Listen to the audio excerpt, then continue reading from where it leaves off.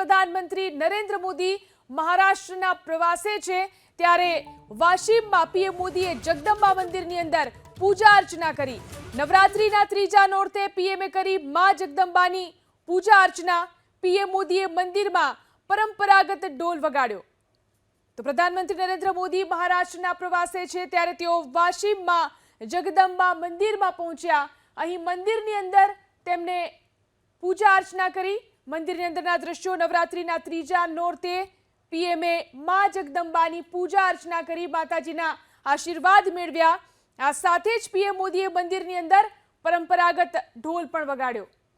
તો શક્તિના ઉપાસક છે પીએમ મોદી અને આજે નવરાત્રીનો ત્રીજો દિવસ ત્યારે માં જગદંબાના આશીર્વાદ લેવા માટે તેઓ પહોંચ્યા।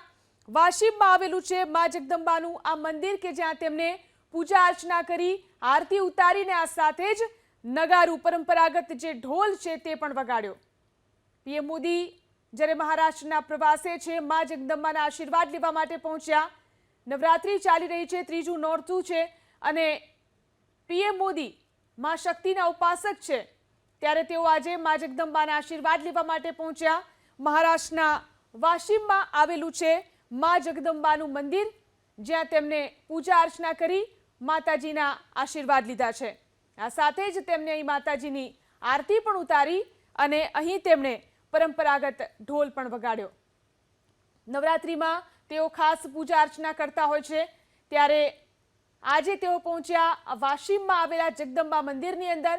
તેઓ મહારાષ્ટ્રના પ્રવાસે છે ત્યારે અહીં મંદિરની અંદર તેમને પરંપરાગત ઢોલ જે છે તે પણ વગાડ્યો। એકનાથ શિંદે તેમની સાથે અને પરંપરાગત ઢોલ વગાડતા તેમના આ દ્રશ્યો।